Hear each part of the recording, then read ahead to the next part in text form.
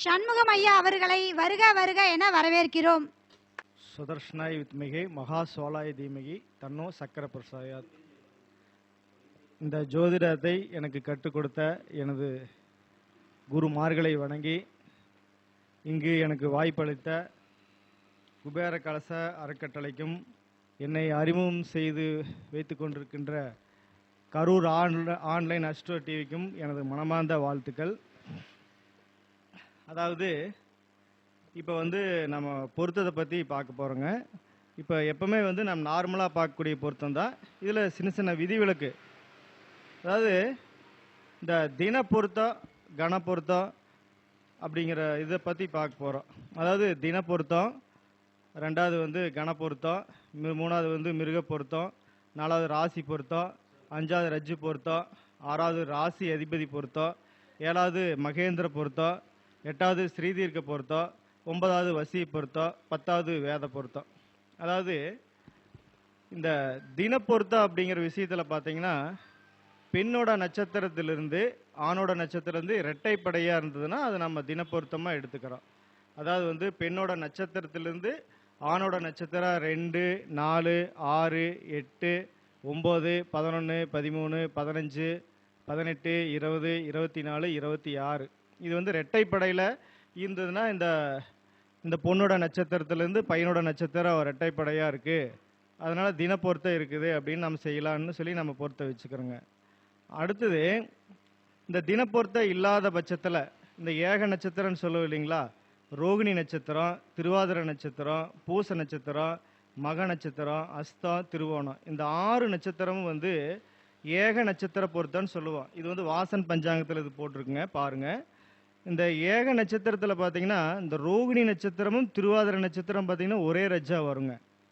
இது பார்த்தீங்கன்னா ஒரே நட்சத்திரமா ஏக நட்சத்திரம், இந்த 6 நட்சத்திர பொருத்தம் ஒரே நட்சத்திரமா இருந்தால் திருமணம் செய்யலான்னு தின பொருத்தத்தில் போட்டிருக்கோம். ஆனால் அந்த ரோகிணி நட்சத்திரமும் திருவாதிரை நட்சத்திரம் ஒரே ரஜ்ஜு, இந்த கழுத்து ரஜ்ஜு வரும். அப்போ இந்த 2 நட்சத்திரம் வந்ததுன்னா நம்ம தின பொருத்தங்கிற விஷயத்தில் இந்த 2ஐயும் நம்ம அவாய்ட் பண்ணிக்கணுங்க. அடுத்தது இந்த ரோகிணி திருவாதிரை திருவோணம், இந்த அஸ்தம், ரோகிணி திருவாதிரை அஸ்தம் திருவோணம், இந்த 4மே பார்த்தீங்கன்னா கழுத்து ரஜ்ஜா வரும். அப்போ இந்த 4 நட்சத்திரமும் ஒரே நட்சத்திரமாக இருந்ததுன்னா நம்ம கண்டிப்பாக சேர்த்தவே கூடாது. ஏன்னா அந்த 4மே மாங்கல்ய பொருத்த வராது. அடுத்தது அசுவினி கிருத்திகை மிருகசீரிசம் புனர்பூசம் உத்தரம் சித்திரை அனுசம் உத்திராடம், இந்த 8 மத்திமம் அப்படின்னு சொல்கிறாங்க. இதில் பார்த்தீங்கன்னா கிருத்திகை நட்சத்திரம் வந்ததுன்னா இதில் பார்த்தீங்கன்னா சித்திரை நட்சத்திரம் இருக்குங்க. கிருத்திகை நட்சத்திரம் ஆடும், சித்திரை நட்சத்திரம் புலி. அப்போ கிருத்திகை நட்சத்திரத்துக்கும் நம்ம சித்திரை நட்சத்திரத்துக்கு தின பொருத்த ஏக நட்சத்திர பொருத்தத்தில் நம்ம இது சேர்த்துக்கவே கூடாது. ஏன்னா கிருத்திகை ஆடு, சித்திரை புலி. அடுத்தது மிருக சீரிச நட்சத்திரம் அனுச நட்சத்திரம். இப்போ மிருக சீரிச நட்சத்திரம் 3ஆம் பாதம் 4ஆம் பாதம் வந்ததுன்னா அது மிதுன ராசி வரும். பொண்ணோட ராசி விருச்சக ராசி அனுச நட்சத்திரமாக வந்ததுன்னா அது ராசி பொண்ணோட ராசியிலேருந்து பையனோட ராசி 8வது ராசி வரும். அப்போ இந்த 6, 8 ராசி நமக்கு முக்கியமாக தவிர்த்துறணும். பொதுவாகவே இது 6, 8 ராசி வரும்போது அந்த தின பொருத்த விஷயத்தில் நம்ம இது எடுத்துக்கவே கூடாது. அப்போ இந்த விஷயத்தில் நம்ம பார்த்துக்கணுங்க. ரெண்டாவது என்னென்னா, நம்மக்கிட்ட வரக்கூடிய வாடிக்கையாளர் என்ன சொல்லுவாங்க அப்படின்னா, என்னங்க இப்படியெல்லாம் பார்க்குறீங்களே, இத்தனை பொருத்த ஏக நட்சத்திரம் இருக்குங்களே, நீங்கள் பொருத்த வைக்க மாட்டேங்கிறீங்களா அப்படின்னு கேட்குறாங்க. நான் என்ன கேட்குறேன் அப்படின்னா, அவங்களோட பொண்ணு அவங்களோட பையனுக்கு தான் நம்ம நல்லதாக பண்ணி கொடுக்குறோம். ஆனால் அவங்க நம்ம ஒரு குற்றவாளி மாதிரி நம்மக்கிட்ட கேட்குறாங்க. இங்கே என்னங்க இவ்வளோ தூரம் பார்க்குறீங்க அப்படின்னு. நம்ம நல்லதானே செய்கிறோம். இந்த பொருத்தம் இருந்ததுன்னா இப்படி இருப்பாங்க, இந்த பொருத்தம் இப்படி இல்லைன்னா இப்படி இருக்க மாட்டாங்க அப்படின்னு தான் நம்ம சொல்கிறோம். இருந்தாலும் அவங்க என்ன சொல்கிறாங்கிறத நம்ம எடுத்துக்கவே கூடாது. நம்மளுக்கு இந்த நட்சத்திர அடிப்படையில் இந்த தினப்பொருத்த விஷயத்தில் நம்ம தெளிவாக இருந்துட்டோம்னா அவங்களுக்கு அந்த ஆயுள் ஆரோக்கியம் வழிபோக்கில் கண்டம் அந்த மாதிரி விஷயங்கள் முடிஞ்ச வரைக்கும் தவிர்த்துடலாம். அடுத்தது கணப்பொருத்தம். இப்போ பொண்ணோட நட்சத்திரத்திலிருந்து பையனோட நட்சத்திரத்தை தான் நம்ம பார்க்க போகிறோம். இதில் 3 கணம் இருக்குங்க. மனுஷ கணம், தேவகணம், ராட்சச கணம். முடிஞ்ச வரைக்கும் பார்த்தீங்கன்னா நான் ஒரே கணமாக சேர்த்துவேன். மனுஷ கணம், தேவகணம், ராட்சச கணம். அப்படி இல்லாத பட்சத்தில் மனுஷ கணம், தேவகணம், மனுஷ கணம் சேர்த்திக்குவோங்க. அடுத்தது ராட்சகணமாக வந்ததுன்னா பொண்ணு, நான் தேவகணம் எடுத்துக்குவேன். ஆனால் ராட்சகணம் மனுஷ கணம் மட்டும் சேர்த்திக்கிறது இல்லை. அடுத்தது மிருக பொருத்தம் அப்படிங்கிறதுல பார்த்தீங்கன்னா வாசன் பஞ்சாங்கத்தில் பார்த்தீங்கன்னா இந்த மானு நாய்க்கு வந்து பகை இல்லை. உதாரணத்துக்கு வந்து பொண்ணு வந்து மூல நட்சத்திரமாக இருந்ததுன்னா பையன் வந்து அனுச நட்சத்திரமாக இருந்ததுன்னா 26வது நட்சத்திரம் வரும். ஆனால் வாசன் பஞ்சாங்கத்தில் மானுக்கு நாய் பகை இல்லை அப்படின்னு மாதிரியே இருக்குங்க. ஆனால் சீனிவாசன் பஞ்சாங்கத்தில் பார்த்தீங்கன்னா மானுக்கு நாய் வந்து பகையாக இருக்குது. அதனால் முடிஞ்ச வரைக்கும் இதை மட்டும் நம்ம பார்த்து அந்த ஜாதகத்தை வந்து நல்லா அடிப்படையில் வந்து நல்லா பார்த்து நல்லா இருந்துச்சுன்னா தாராளமாக சேர்த்திக்கலாம். அடுத்தது வந்து ரஜ்ஜு பொருத்தம். ரஜ்ஜு பொருத்தம் அப்படிங்கிறது ஒரே ரஜ்ஜை நம்ம சேர்த்திக்கிறதே இல்லை, அதனால் அது பிரச்சனை இல்லை. அடுத்தது ராசி அதிபதி பொருத்தம். ராசி அதிபதினா வந்து பார்த்தீங்கன்னா முதல்லலாம் நான் பார்த்தீங்கன்னா இந்த மகரம், கடகம், அப்புறம் கும்பம், அடுத்தது வந்து சிம்மம், இந்த ராசி பார்த்தீங்கன்னா நான் கொஞ்சம் சேர்த்திட்டு இருந்தேங்க. இப்போ முடிஞ்ச வரைக்கும் அதை தவிர்த்துறது. அதாவது பொண்ணு வந்து மகர ராசியாக இருந்ததுன்னா பையன் வந்து கடகராசியாக இருந்ததுன்னா முடிஞ்ச வரைக்கும் நான் அதை சேர்த்துறது இல்லை. ஏன்னா திருவோண நட்சத்திரத்துக்கு வந்து ஆயிலி நட்சத்திரம் பொறுத்து வரும், அவிட்ட நட்சத்திரத்துக்கு ஆயிலி நட்சத்திரம் பொறுத்து வரும். இருந்தாலும் வந்து இப்போதைக்கு வந்து நான் அதை சேர்த்துக்கலாம். ஏன்னா ராசி அதிபதி பகையாக இருக்கிறனால முடிஞ்ச வரைக்கும் நான் அதை அவாய்ட் பண்ணிக்கிறதுங்க. அது முக்கியமாக வந்து ஆயிலி நட்சத்திரத்துக்கு தான் கொஞ்சம் சிரமமாக இருக்கும். ஏன்னா நிறையா நட்சத்திரம் ஆயிலி நட்சத்திரம் வந்து செட் ஆகாது, ஆணாக இருந்தாலும் பெண்ணாக இருந்தாலும். அதனால் வந்து நான் வந்து அந்த அவிட்ட நட்சத்திரம் 1ஆம் பாதம் 2ஆம் பாதம், திருவோண நட்சத்திரம் 4ஆம் பாதம் இதெல்லாம் ஃபஸ்ட்டு சேர்த்திட்டு இருந்தேங்க. இப்போ சேர்த்துறதில்ல. மற்றபடி ஜாதகத்தை பார்த்து முடிவு எடுத்துக்கலாங்க. அடுத்து வந்து மகேந்திர பொருத்தம். மகேந்திர பொருத்தம் அப்படிங்கிறது 1, 4, 7, 10, 22 அப்படின்னு வருங்க. இது முக்கியமாக நம்ம எடுத்துக்கணுங்கிற அவசியம் இல்லை. ஆனால் அவங்க நம்மக்கிட்ட கேட்குறது பார்த்தீங்கன்னா மகேந்திர பொருத்தம் வசி பொருத்தம் இல்லைங்களே என்ன பண்ணுறது அப்படின்னு கேட்பாங்க. முக்கியமான பொருத்தம் இந்த 5 பொருத்தத்தை கூட அவங்க எடுத்துக்கவே மாட்டாங்க. ஏன்னா மகேந்திர பொருத்தங்கிறது குழந்தையை குறிக்கிறதுங்க, குழந்தை பாக்கியம் வேணுங்க அப்படின்னு கேட்பாங்க. அப்புறம் வசி மில்லின்னு எப்படிங்க ஒற்றுமையாக இருப்பான்னு கேட்பாங்க. அப்போ நம்ம அதுக்குள்ள விளக்கு சொல்லுவோம். இருந்தாலும் அப்போ அடுத்தது வந்து வேத பொருத்தம். வேத பொருத்தம் அப்படிங்கிறது உங்களுக்கே தெரியும். இந்தந்த நட்சத்திரத்துக்கு இந்தந்த நட்சத்திர வேதை அப்படின்லாம் அது பார்த்துக்குங்க. மற்றபடி நல்லா இருக்கு. இது வந்து ஒரு பொருத்தங்கள் எப்படி இருக்குங்கிறத மட்டும் நம்ம பார்த்துக்கிட்டு அடுத்தது வந்து நம்மக்கிட்ட கேட்க போகிறாங்க. ஒரு ஜாதகத்தை பார்த்ததையுமே எங்களுக்கு வந்து எப்படிப்பட்ட பொண்ணாக வரும் அப்படின்னு நம்ம ஜாதகத்தை கேட்குறாங்க. அப்போ நம்ம அது பார்த்தீங்கன்னா இந்த 7ஆம் இடத்தை வச்சு தான் நம்ம அதை திருமண பொறுத்து சொல்ல போகிறோம். 7ஆம் அதிபதி வந்து உங்களோட லக்னத்திலேயே இருந்திருந்தாங்கன்னா அவங்களுக்கு எப்படிப்பட்ட மனைவி வரும் அப்படின்னு பார்க்குறோம். இப்போ லக்னத்துக்கு வந்து 7ஆம் இடம் என்பது வந்துங்க திருமண வாழ்க்கை குறிக்கிற இடம். அடுத்தது வந்து பெண்ணாக இருந்ததுன்னா சுக்கிரன்.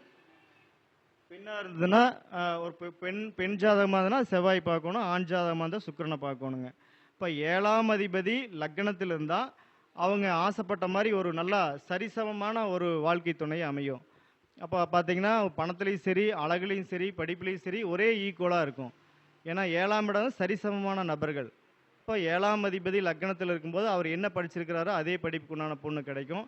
என்ன வசதியாக இருக்கிறாரோ அதே வசதியாக இருக்கிற மாதிரி ஒரு நல்ல பொண்ணு கிடைக்கும்.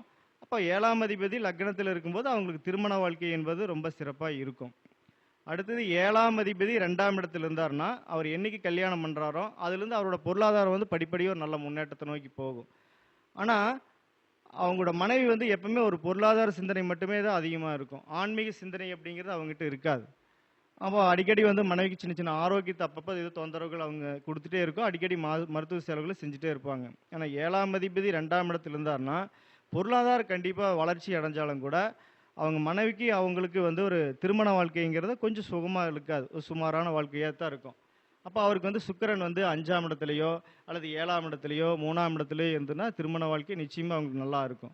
இதே சுக்கிரன் வந்து 6ஆம் இடத்துலையோ 8ஆம் இடத்துலையோ இருந்தாருன்னா 12ஆம் இடத்துலையோ இருந்தாருன்னா நிச்சயமாக அவருக்கு வந்து திருமண வாழ்க்கைங்கிறது கொஞ்சம் கேள்விக்குறியாக தான் இருக்கும். ஏன்னா 7ஆம் அதிபதி 7க்கு 8ஆம் இடத்துல மறைகிறாரு.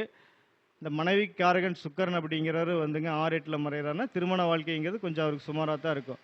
தசாபுத்திகள் நல்லா இருந்ததுன்னா அவரோட வாழ்க்கைங்கிறது நல்லா இருக்கும்.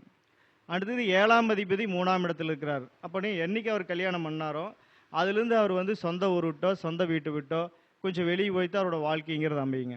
அந்த 7ஆம் அதிபதி லக்னத்துக்கு 3ஆம் இடம், 4ஆம் இடங்கிறது சொந்த ஊர், அதுக்கு விரயஸ்தானமான 3ஆம் இடத்துல இருந்தாருன்னா அவர் வந்து திருமணம் ஆனதையுமே வந்து ஒரு கூட்டு குடும்பமாக இருக்க மாட்டார், சொந்த ஊர்லேயும் இருக்க மாட்டார், சொந்த வீட்லேயும் இருக்க மாட்டார், கொஞ்சம் வெளியே போய் தான் அவரோட வாழ்க்கைங்கிறது நடத்துவார். அதே அவருக்கு அவரோட ஜாதத்தில் பார்த்தீங்கன்னா சுக்கிரன் செவ்வாய் நல்ல நிலையில் இருந்தாருன்னா வெளியே போனாலும் ஒரு வாடகை வீட்லேயே இருந்தாருனாலும் கூட செவ்வாய் வந்து ஒரு 4ஆம் இடத்துலையோ அல்லது ஒரு 6ஆம் இடத்துலையோ இருந்தாருன்னா நல்லா வீடு இருக்கும். அதேமாதிரி சுக்கிரன் வந்து 2ஆம் இடத்துலையோ 6ஆம் இடத்துலையோ இருந்தாருன்னா ஒரு வாடகை வீடாக இருந்தாலும் ஒரு நல்ல வசதியான வீட்டில் வாழக்கூடிய வாய்ப்புகளை வந்து கொடுக்குங்க. அடுத்தது 7ஆம் அதிபதி 4ஆம் இடத்துல இருக்கிறார். 4ஆம் இடங்கிறது வந்துங்க ஒரு பொருளாதார வசதி குறிக்கூடிய இடம். அப்போ 7ஆம் அதிபதி 4ஆம் இடத்துல இருக்கும்போது அவர் என்னைக்கு கல்யாணம் பண்ணாரோ அதுலேருந்து அவரோட பொருளாதார அப்படியே வீடு வாசல் சொத்து சுகம் எல்லாமே அவரை தேடி வந்துருங்க. அதே மாதிரி 7ஆம் அதிபதி 4ஆம் இடத்துல இருக்கும்போது அவர் மனைவி வந்து ஒரு மாசமான ஒரு கையெழுத்து போட்டு சம்பளம் வாங்கிட்டு பிறகு இருப்பாங்க. ஒரு நல்ல ப்ரொமோஷன் இருக்கக்கூடிய மனைவியாக அவருக்கு அமையும். அதே மாதிரி அவங்களுக்கு குழந்தை பாக்கியங்கள் வந்து கொஞ்சம் காலதாமதமாக தான் கிடைக்கும். ஏன்னா 7ஆம் அதிபதி 4ஆம் இடத்துல இருக்கும்போது மனைவிக்கு வந்து 10ஆம் இடம், இவருக்கு வந்து 4ஆம் இடம். இப்போ இவர் வந்து பொருளாதார சிந்தனை இருக்கும், அவங்க வந்து தொழிலுங்கிற சிந்தனை இருக்கும். அப்போ அவங்க 2 பேர்த்துக்குள்ள ஒரு என்ன சொல்கிறேன்னா ஒரு ஈர்ப்பு தன்மைங்கிறது இருக்காது. 2 பேரும் ஒரு ஜாலியாக பேசக்கூடிய அளவுக்கு வந்து அவங்களுக்கு நேரங்காலம் வந்து கிடைக்காது. அதனால் அவங்களுக்கு குழந்தை பாக்கியங்கிறது வந்து கொஞ்சம் காலதாமதமாக கிடைக்கும். இப்போ அவங்களோட ஜாதத்தில் பார்த்தீங்கன்னா நம்ம குரு நல்லா பார்த்துக்கணுங்க. ஏன்னா 7ஆம் அதிபதி 4ஆம் இடத்துலங்கிற அவங்க அந்த ஜாதகருக்கு நம்ம குரு கண்டிப்பாக நல்ல நிலை இருக்கான்னு பார்க்கணுங்க. அடுத்தது 5ஆம் இடத்தை பார்க்கணும். இந்த 2 நல்லா இருந்தால் மட்டும்தான் அவங்க வந்து குழந்தைய பற்றி யோசிப்பாங்க. இல்லைன்னா அவங்க குழந்தைய பற்றி யோசிக்கவே மாட்டாங்க. பணத்தை பற்றி தான் யோசிப்பாங்க, சம்பாதிக்கிறத பற்றி தான் யோசிப்பாங்க, சொத்து சுகத்தை பற்றி தான் யோசிப்பாங்க. அதனால வந்து அந்த 5ஆம் இடத்தை மட்டும் நம்ம கவனமாக பார்த்து அவங்க 2 பேரும் திருமண பொருத்தம் செஞ்சு வைக்கலாம். அந்த 5ஆம் இடம் கெட்டு போச்சுன்னா நிச்சயமாக அவங்க 2 பேரும் சேர்த்தவே கூடாது. கடைசி வரைக்கும் சம்பாரிச்சிட்டே இருப்பாங்க. குழந்தைங்கிற சிந்தனையே இருக்காது. அப்பா அம்மா மேலே பாசங்கிறதே இருக்காது. அடுத்தது 7ஆம் அதிபதி 5ஆம் இடத்துல இருக்கிறார். நல்லா சூப்பரான வாழ்க்கை அமையும். கடைசி வரைக்கும் இவங்க 2 பேரும் வந்து ஜாலியாக என்ஜாயாக இருப்பாங்க. எனக்கு என்னைக்கு கல்யாணம் பண்ணுறாங்களோ அதுலேருந்து அவங்க லைஃப் பூரா வந்து அவங்க 2 பேரும் பிரியவே மாட்டாங்க. அந்த அளவுக்கு வந்து கடைசி வரைக்கும் அவங்க காதல் பண்ணிகிட்டே இருப்பாங்க. ஒரு சந்தோஷமாக இருப்பாங்க, ஒற்றுமையாக இருப்பாங்க. குடும்பத்தை பற்றி எந்நேரம் யோசிச்சுட்டே இருப்பாங்க. ஆனால் வந்து அவங்க 2 பேருமே நல்லா சம்பாதிக்கணும், நிறைய காசு வேணால் சேர்த்திக்கணும், நம்மளோட எதிர்கால வாரிசுகளுக்கு வந்து நம்ம வீடு வாசல் கட்டி வைக்கலாம், இடம் பொருள் வாங்கி வைக்கலாம் அப்படிங்கிற ஒரு கான்செப்ட் அவங்ககிட்ட இருக்காது. இன்னைக்கு சம்பாரிச்சு இன்னைக்கு சாப்பிட்டாலும் வந்து நல்லா சந்தோஷமாக இருக்கிறோம், நல்லா ஆரோக்கியமாக இருக்கிறோம் அப்படிங்கிற ஒரு சிந்தனையில் தான் அவங்கக்கிட்ட இருப்பாங்க. அதனால் இந்த மாதிரி ஜாதத்தையும் நான் முடிஞ்ச வரைக்கும் சேர்த்துக்கூடாது. ஏன்னா 7ஆம் அதிபதி வந்து ஆணோட ஜாதத்தில் 5ஆம் இடத்துலேருந்து மனைவியோட ஜாதத்தில் வந்து 7ஆம் அதிபதி 11ல் இருக்கிறார் அப்படின்னா 2 பேருமே வந்து அவங்களுக்குள்ள வந்து ஒரு ஒற்றுமையாக இருக்கணும் தான் யோசிப்பாங்களே, எதிர்காலத்தை பற்றி அதிகமாக யோசிக்கவே மாட்டாங்க. அப்போ அவங்க 7ஆம் அதிபதி பெண்ணுக்கு வந்து ஸ்ட்ராங்காக இருக்கிற மாதிரி சேர்த்தணும். முடிச்ச வரைக்கும் பார்த்தீங்கன்னா ஒரு 4ஆம் இடத்துலையோ 2ஆம் இடத்துலையோ 10ஆம் இடத்துலையோ இருந்ததுனா தான் அவங்க வந்து எதிர்காலத்துக்கு என்ன தேவையோ அப்படிங்கிறத சேர்த்துவாங்க. இல்லைன்னா அவங்க சேர்த்தவே மாட்டாங்க. அதை நம்ம கொஞ்சம் கரெக்டாக பார்த்து சேர்த்திக்கணும். ஆனால் குழந்தைங்கிறது அவங்களுக்கு ஈஸியாக உடனே கிடச்சிரும். கல்யாணம் ஆகி அடுத்த 10ஆவது மாதத்தில் அவங்களுக்கு ஆணோ பெண்ணோ நிச்சயமாக குழந்தை இருக்கும். அதில் அந்த மாற்றம் இல்லை. அடுத்தது 7ஆம் அதிபதி 6ஆம் இடத்துல இருக்கிறாருங்க. 7ஆம் அதிபதி 6ஆம் இடத்துல இருக்கிறாருன்னா திருமண வாழ்க்கை கொஞ்சம் சுமாராக தான் இருக்குங்க. ஏன்னா 7ஆம் அதிபதி 6ஆம் இடத்துல மறையும் போது 7க்கு 12ல் மறைகிறார் இல்லைங்களா?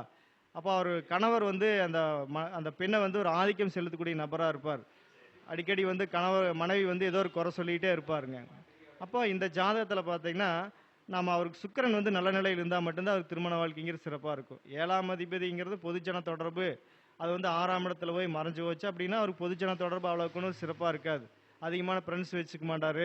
ஒரு சொந்தமாக தொழில் பண்ணாலுமே வந்து ஒரு வாடிக்கையாளர் அதிகமாக வச்சுக்க மாட்டாருங்க. அதே மாதிரி அந்த சுக்கிரன் வந்து அவரோட ஜாதகத்தில் பார்த்தீங்கன்னா 3ஆம் இடத்துலையோ 5ஆம் இடத்துலையோ 7ஆம் இடத்துலையோ இருந்தால் மட்டும்தான் அவருக்கு பொதுஜன தொடர்பு கம்மியாக இருந்தாலும் திருமண வாழ்க்கைங்கிறது ஒரு சிறப்பாக இருக்கும்.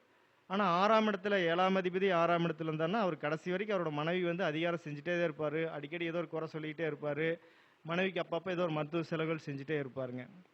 அடுத்தது 7ஆம் அதிபதி 7ஆம் இடத்துலையே இருக்கிறார். இப்போ 7ஆம் அதிபதி 7ஆம் இடத்துலேயே இருக்க ரொம்ப அற்புதமான அமைப்பு. சுக்கிரன் நல்ல நிலையில் இருந்தாருன்னா அவருக்கு வந்து ரொம்ப காலதாமதமான திருமணம் நடக்கக்கூடிய வாய்ப்பே கொடுக்காது. ஏன்னா 7ஆம் அதிபதி 7ஆம் இடத்துலையே ஆட்சியோ உச்சமோ நட்போ நல்ல நட்சத்திர சாரை வாங்கியிருந்தாவோ, சுக்கிரன் வந்து நல்ல நிலையில் இருந்தாவோ, அப்புறம் தசாவுத்தி திருமணத்துக்கு ஏற்ற தசாவுத்தியாக இருந்தாருன்னா கல்யாணத்துக்கு உண்டான ஏற்பாடு செஞ்சாங்கன்னா அடுத்து 3ஆவது மாதத்தில் தேதி குறிப்பாங்க, அடுத்து 10ஆவது மாதத்தில் குழந்தை பிறக்கும். இப்போ நல்ல திருமண வாழ்க்கைங்கிறது அவருக்கு ரொம்ப ரொம்ப ரொம்ப சிறப்பாக இருக்கும். அடுத்தது 7ஆம் அதிபதி 8ஆம் இடத்துல மறைகிறார். 7ஆம் அதிபதி 8ஆம் இடத்துல மறைஞ்சாருன்னா மனைவிக்கு நல்லா இருக்கும், ஆனால் அவருக்கு கொஞ்சம் நல்லா இருக்காது. ஏன்னா 8ஆம் இடம் 7ஆம் மனைவி மூலமாக அவமானம். அதாவது 7ஆம் அதிபதி அப்படின்னா பொதுஜன தொடர்பு. 7ஆம் அதிபதி 8ஆம் இடத்துல மறையினா அவருக்கு நிறைய ஃப்ரெண்ட்ஸ் இருக்காது. பொதுஜனங்க மூலமாக அசிங்க அவமானம் அந்த மாதிரி சந்திக்கக்கூடிய வாய்ப்பு அந்த மாதிரி வரும். அவரோட ஜாதத்தில் சுக்கிரன் பெண்ணாக இருந்தால் செவ்வாய் கொஞ்சம் பலமாக இருந்ததுன்னா திருமண வாழ்க்கை கொஞ்சம் நல்லாயிருக்கும். அப்புறம் தசாபுத்தியுமே நல்லா இருக்கணுங்க. தசாபுத்தி வந்து மோசமாக இருந்ததுன்னா அப்புறம் அவருக்கு வந்து இந்த திருமண வாழ்க்கைங்கிறது கொஞ்சம் சுமாராக தான் இருக்கும். அடுத்தது 7ஆம் அதிபதி 9ஆம் இடத்துல இருக்கிறார். 7ஆம் அதிபதி மனைவி ஸ்தானாதிபதி 9ஆம் இடத்துல இருந்தால் மனைவி வந்து நல்ல கடவுள் பக்தியில் இருப்பாங்க. ஆனால் பொருளாதார சிந்தனைங்கிறது அவங்ககிட்ட அதிகமாக இருக்காது. அதே மாதிரி வந்து அவங்க நிறைய ஆன்மீக சுற்றுலா, அதாவது திருமணத்துக்கு அப்புறமா 2 பேருமே பார்த்தீங்கன்னா காசி ராமேஸ்வரம் அந்த மாதிரி வெளிநாடு வெளிமாநிலம் அப்படியெல்லாம் போய் இறை தரிசனம் பண்ணிட்டு வரக்கூடிய பேர் இருப்பாங்க. அடுத்தது 7ஆம் அதிபதி 10ஆம் இடத்துல இருக்கிறார். இது 4ஆம் இடத்துக்கு என்ன பலன்னு சொல்கிறோமோ அதே மாதிரி தான் இவருடைய ஜாதத்தில். அப்போ மனைவி பேரில் இவர் சொத்து வாங்குவார். கல்யாணத்துக்கு அப்புறமா இவர் மனைவி பேரில் சொத்து வாங்குவார், வீடு கட்டுவார், இடம் வாங்குவார், வாகன சம்மந்தப்பட்ட பொருள் வாங்குவாங்க. அப்போ நல்ல யோகம் 7ஆம் அதிபதி 4ஆம் இடத்துல இருக்குதுங்க. ஆனால் வந்து அந்த குழந்தை பாக்கியங்கிற ஸ்தானத்தை நம்ம பார்க்கணும், குருவை பார்க்கணுங்க, 5ஆம் அதிபதி பார்க்கணும். அப்படி ரெண்டையுமே பார்க்கலீங்கன்னா கொஞ்சம் குழந்தைங்கிறது கொஞ்சம் காலதாமதமாக தான் கிடைக்கும். இல்லைன்னா குழந்தைய பற்றி அவங்க 2 பேருமே யோசிக்கவே மாட்டாங்க. அதனால 7ஆம் அதிபதி யாராருக்கு வந்து 4ஆம் இடத்துலையோ 10ஆம் இடத்துலையோ இருந்தாங்கன்னா நிச்சயமாக உங்களுக்கு 5ஆம் அதிபதி பலமாக இருக்கணும், குரு பலமாக இருக்கணும், தசாபுத்திகள் வந்து குழந்தைகளுக்கு உண்டான தசாபுத்தி நல்லா இருக்கணும். அப்படி இல்லைன்னா அவங்க 2 பேத்துக்கு வந்து குழந்தை பாக்கியங்கிறோட வாய்ப்புகள் கொஞ்சம் குறைவாக தான் கிடைக்கும். அப்புறம் 7ஆம் அதிபதி 4ஆம் இடத்துல இருந்தால் மனைவி வந்து தொடர்ந்து ஒரு டேப்லெட் எடுத்துகிட்டே இருப்பாங்க. அதாவது அடிக்கடி வந்து சுகரு, ப்ரெஷரு அந்த மாதிரி ஏதோ ஒரு பிரச்சனைகள் இருந்திருக்கும். நிரந்தரமான சொத்து வரும், நிரந்தரமான நோயையும் கொடுக்கும். அப்படின்னா முக்கியமாக வந்து அவங்க வந்து ஒரு ஏங்க சார் 7ஆம் அதிபதி 4ஆம் இடத்துல 10ஆம் இடத்துல இருந்தால் அவங்க வந்து கொஞ்சம் மனைவி வந்து ஆரோக்கியத்தில் வந்து அதிக அக்கறை எடுத்துக்கணுங்க. அடுத்தது 7ஆம் அதிபதி வந்து 11ஆம் இடத்துல இருக்கிறாரு, ரொம்ப நல்ல அமைப்பு, திருமண வாழ்க்கைங்கிறது அவர் ரொம்ப சிறப்பாக இருக்கும். இது வந்து 5ஆம் இடத்துக்கு என்ன பலன் சொன்னோமோ அதே தான், 7க்கு 5 1க்கு 5. அப்போ இவங்க 2 பேருமே என்னைக்கு கல்யாணம் பண்ணாங்களோ அது கடைசி வரைக்கும் ஒற்றுமைங்கிறது இருப்பாங்க, பாசமங்கிறது இருப்பாங்க. ஆனால் பொருளாதார சிந்தனைங்கிறது இவங்க 2 பேர்த்துக்கிட்டையுமே இருக்காது. ஆனால் இவங்களோட ஜாதத்தை பார்க்கணும், 4ஆம் அதிபதி பார்க்கணும், 10ஆம் அதிபதி பார்க்கணும். கல்யாணம் பண்ணி வச்சுட்டோம், 7ஆம் அதிபதி நல்லா இருக்குங்க, குழந்தை பாக்கியஸ்தானம் நல்லா இருக்குது, இவங்க 2 பேரும் கடைசி வரைக்கும் நல்லா வாழ்வாங்க அப்படின்னு சொல்லி நான் வச்சு கொடுக்கவே கூடாது. ஏன்னா அவங்க இப்போ யாரோ ஒருத்தரோட ஜாதகத்தில் வந்து 7ஆம் அந்த 2ஆம் இடம், 4ஆம் இடம், 10ஆம் இடத்துல நம்ம பார்க்கணுங்க. ஏன்னா 2 பேர் கல்யாணம் மட்டும் பத்தாது, எதிர்காலத்துக்கு தேவையான சொத்து வேணும், குழந்தைகளுக்கு தகுந்த மாதிரி வந்து நிறையா சேமிப்பு வேணும். இதெல்லாம் அவங்க ஜாதத்தை பார்க்கணுங்க. 5ஆம் இடத்தை பார்த்தா 5 11 பார்க்கும்போது ரொம்ப நல்லா இருந்ததுன்னா அடுத்து அந்த 2ஆம் இடம், 4ஆம் இடம், 10ஆம் இடத்துல 2 பேர்த்துல யாரோ ஒருத்தருக்காவது ஸ்ட்ராங்காக இருக்கணும், இல்லைன்னா 2 பேர்த்துக்குமே நல்லா இருந்தாலும் ஓகே தாங்க. அடுத்தது 7ஆம் அதிபதி 12ஆம் இடத்துல இருக்கிறார் அப்படின்னா அந்த 6ஆம் இடத்துக்கு என்ன பலன் சொல்கிறோமோ அதே மாதிரி தான் 12ஆம் இடத்துக்கும். ஏன்னா மனைவி ஸ்தானத்துக்கு அது 6ஆம் இடமா வர்றாரு. அப்போ வந்து மனைவி வந்து இவங்களை ஆதிக்கம் பண்ணக்கூடியலாம் இருப்பாங்க. மனைவி என்ன சொல்கிறாரோ இது அவர் அதைப்படி தான் போய் ஆகணும். ஏன்னா மனைவி சொல்கிறபடி வந்து இவர் சொல்கிறபடி மனைவி கண்டிப்பாக போகாது. அதே மாதிரி வந்து மனைவிக்கு வந்து அடிக்கடி ஏதோ ஒரு சின்ன சின்ன உடல் உபாதைகள் கொடுத்துட்டே இருக்கும், முக்கியமாக வயிறு சம்மந்தமான பிரச்சனைகள் கொடுத்துட்டே இருக்கும். அப்புறம் குழந்தை பாக்கியங்கள் கொஞ்சம் காலதாமதமாக தான் கிடைக்கும்.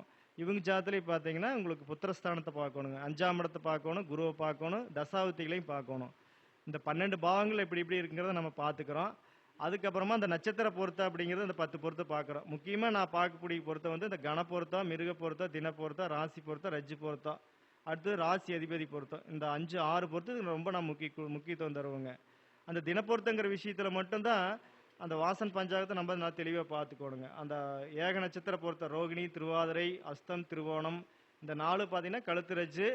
இந்த கழுத்து ரஜ்ஜுக்கு வந்து நம்ம தினப்பொருத்தம் ஏக நட்சத்திர பொருத்தம்னு சேர்த்தவே கூடாது. சேர்த்தணும்னா அவங்க 2 பேர்த்தோட வாழ்க்கையில் அவ்வளோ கொண்டு சிறப்பாக இருக்கிறது இல்லை.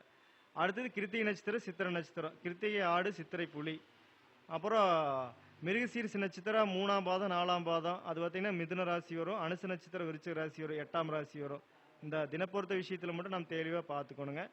மற்றபடி இவங்களுக்கு ஜாதகத்தில் பார்த்தீங்கன்னா தசா உத்திகள் நல்லா இருந்ததுன்னா, குருபலம் நல்லா இருந்ததுன்னா திருமண வாழ்க்கைங்கிறது ரொம்ப சிறப்பாக இருக்கும். எனக்கு இங்கு வாய்ப்பளித்த குபேர கலச அறக்கட்டளைக்கும் கரூர் ஆன்லைன் அஸ்ட்ரோ டிவிக்கும் மனமார்ந்த நன்றிகளை தெரிவித்துக் கொள்கிறேன். என்னோட பேர் Shanmugam, diploma and astrology, MA and astrology, Perumanallur. நான் வந்து பொருத்தம் பார்க்கக்கூடிய நேரம் பார்த்தீங்கன்னா காலையில் 9 மணிலேருந்து 11 மணி வரைக்கும் தான் பொருத்தம் பார்ப்பேங்க. 11 மணிக்கு மேலே சாயந்தரம் 5 வரைக்கும் ஜாதகம் மட்டும்தான் பார்க்கக்கூடியது. அதாவது திருமண பொருத்தம் அப்படிங்கிறத நான் ரொம்ப முக்கியத்துவம் கொடுக்கறது. காலையில் 9 மணிக்கு ஆரம்பிச்சேன்னா 11 மணிக்கு மட்டும்தான் பொருத்தம் பார்ப்பேங்க. 11 மணிக்கு மேலே பொருத்தம் பார்க்கப்படுவதில்லை. 11 மணிலேருந்து சாயந்தரம் 5 மணி வரைக்கும் ஜாதகம் மட்டும்தான் பார்ப்பேங்க. முக்கியமாக என்கிட்ட ஜாதகம் பார்க்க வர மாதிரி இருந்ததுன்னா ஜாதகம் பார்க்குறதுக்கு அப்பாயின்மெண்ட் தேவையே இல்லை. பொருத்தம் பார்க்குறதுக்கு கண்டிப்பாக அப்பாயின்மெண்ட் இருந்தால் மட்டும்தான் பார்க்குவேன். ஏன்னா பொருத்தம் ரொம்ப நான் முக்கியத்துவம் கொடுக்கறது. காலையில் 9 மணிக்கு ஆரம்பிச்சுன்னா 11 மணி வரைக்கும் தான் பொருத்தம். அதுக்கு மேலே பொருத்தம் பார்க்க வந்தாலும் பொருத்தம் பார்க்குறதே இல்லை. ஏன்னா ஒரு ஒரு பொருத்தம் பார்க்குறதுக்கு குறைஞ்சபட்சம் எனக்கு 20 நிமிஷம் ஆகும். கிட்டத்தட்ட 4 பொருத்தம் பார்த்தேன்னா அதுக்கே கிட்டத்தட்ட எனக்கு 2 மணி நேரம் எடுத்துரும். அதனால் பொருத்தத்துக்கு மட்டும்தான் நான் ரொம்ப முக்கியத்துவம் கொடுப்பேன். அதுக்கு மேலே ஜாதகம் பார்க்குறது நேரம் பார்த்துக்குங்க. என்னோட ஃபோன் நம்பர் 97 500 12 711. நன்றி, வணக்கம். இந்த மாதம் தாந்திரிகம், வாஸ்து, திருமண பொருத்தம், கிரகங்களுடைய காரகத்துவம், பாவகங்களுடைய காரகத்துவம் மிக அற்புதமாக ஒவ்வொரு தலைப்புலையும் ஜோதிட கருத்துக்கள் நிறைய கிடைக்குது அப்படிங்கிற விஷயம்தான் சார் அவர்களுக்கு நன்றியை தெரிவித்துக் கொண்டு பொன்னாடை போற்றுமாறு பாலமுருகேசர் சார் கேட்டுக்கொள்கிறோம்.